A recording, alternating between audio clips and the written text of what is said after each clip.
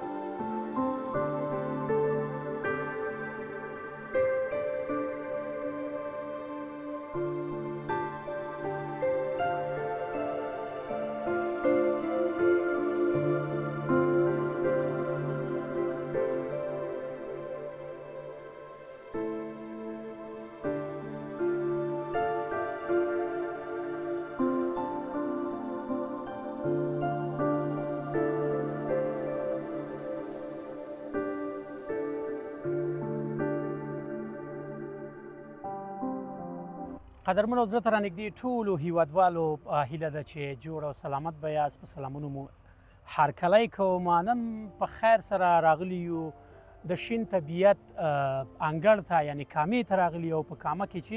کومې پیښې او څه ترسره کیږي دلته به یې موږ تاسو ته در وښیو، در روښانه به یې کړو د خیره سره. په لومړیو کې باید دا درته ووایم چې کامه څوک په کومو مواردو باندې پیژني. لومړی مورد یې د ګوړه، یعنې د کامې خوږه ګوړه په ټول هیواد، په ټوله کې، په ټوله نړۍ کې مشهوره ده چې کامه خلک په ګوړې باندې پیژني، خوږه ګوړه. موږ نن راغلي یو د همدغه ګوړې په پروسیجر باندې تر خوا ولاړ کاکا سره غږیږو، او کاکا چې دی د همدغه فابریکې یا کارخانې مالک هم دی. سلام علیکم کاکا. وعلیکم السلام. زما نوم همت خان ده، د کامې ولسوالۍ اوسېدونکی یم. د نواباد په قریه کې مو یو فابریکه ده، د ګوړې فابریکه جوړه کړې ده چې دې کې موږ سره 10 کسان کار په پټي کې کوي، او 10 کسان 12 کسان موږ سره په دې کارخانه کې کار کوي، او موږ دغه ګوړه تولیدوو او جوړوو او بس بازار ته مخکې کوو. څنګه دی اوس بازارونه څنګه دي کاکا؟ مخکې د دې نه نور کلونو کې بازارونه ډېر ښه وو، او سږکال بازارونه لږ کمزوري په دې دي چې دا بوره ډېره ارزانه شوې ده. مخکې بوره ګرانه وه، زموږ ګوړه په 600 6.5 من خرڅېدله. اوس چې ده زموږ ګوړه تقریبا 400 4.5 تر 500 پورې من خرڅېږي. بورې چې ده هغه موږ مخکې په 3.5 او تر 4200 پورې خرڅوله. اوس زموږ ګوړه 800 او 900 پورې خرڅېږي. نو مخکې کلونه سږکال یې لږ هغه کم ده. که دا راته ووایي چې دلته دغه پروسیجر یا شروع یا پیل د ګوړې څنګه کیږي؟ لومړی خو به د پټي نه مزدوران دا راوړي، بیا دلته په بټۍ کې اچوي. دا داسې کېږي چې موږ سره مزدوران دي، هغه ځي د پټي نه ګنۍ راوخي، هغه هلته سپینوي، پاکوي یې په ټالۍ کې یا په موټر کې، هغه راوړي دلته اچول کېږي. موږ دا ګنې هغه اخلو په ګاڼۍ کې اوبه کوې ماشین لرو په هغې ماشین کې ډیګې ساتل کېږي هغې نه سمدستي په نورو په کړۍ کې اچول کېږي جوش کېږي 3 ساعته دې پسې اور بلیږي هغه اور چې کله بل سو دا د دې تفه او د هغه د هر څه ترې ختمېږي صفا ګوړه ښایسته ګوړه جوړه ګوړه ترې راوځي هغه تر موږ راوباسو او هغه تر بازار ته دغه پټي ټول ستا دی او که نه د دهقانانو نه دی په اجاره باندې اخیستي موږ ځمکه جریب په حساب باندې اخلو د دهقان نه اخلو دا موږ خپل ځمکې نه دي موږ صرف د کارخانې لرو یا یو جریب دو جریب خپل ځمکه ولرو نور ټول د دهقانانو نه د ځمکې موږ اخلو په بیه باندې اخلو یو جریب ځمکه موږ 50,000 55,000 په جریب باندې موږ اخلو او هغه موږ اخلو هغه موږ راوړو دلته بس بیا د ګوړه مزدوران ته د ورځې څو روپۍ ورکوي موږ مزدوران ته د ورځې د پټي مزدوران ته 300 روپۍ ورکوو چې هغه موږ ته موټر باروي ګني سپینوي او وخي پاکوي او دلته مزدوران چې موږ سره دي هغه ته موږ 300 روپۍ ورکوو کله داسې شوي دي چې مثلا دلته تا یو جریب ځمکه نیولې وي یا غله یا څوک راغلي وي ټولې درنه ریبلې وي وړې وي نه دا شی دلته په کامې ولسوالۍ کې دا شی او که څوک میلمه راشي نو تاسو ورته ورکوئ ګنې ولې نه موږ دلته کامې خلک ډېر داسې هغه خلک دي نه چا باندې ګنې بندوي او نه چاته دا وایي چې دا ګنې موړه نو هر سړی راځي موږ تاسو چې وګورئ کله چې دا سانچق زموږ راوځي کله چې دا ګوړه زموږ راوځي دا ماشومان راځي غټان راځي د کابل سیلبین راځي دا ټول په ګني کې تاوي او ځان سره وړي هیڅ مشکل نه لري کاموال دا شی نه لري او څنګه د صدقه به پکې کوئ ولې نه څنګه صدقه کوئ صدقه به صدقه خو همدا صدقه ده زموږ چې دا ماشومان راځي دا د کابل میلمانه راځي سانچق تاوي او چکې ګوړه راخلي ځان سره وړي څه مشکل نه لري هیڅ خبره نشته او بازارونه مو څنګه دي کوم ولایتونو ته دغه خپله ګوړه وړئ دا ګوړه مخکې اوس فعلا دپاره هر ولایت ته د افغانستان رسیږي داسې ولایت به نه چې دا ګوړه ورته ورونه رسیږي هر ولایت ته دا ګوړه روانه ده موږ نه اوس فعلا دپاره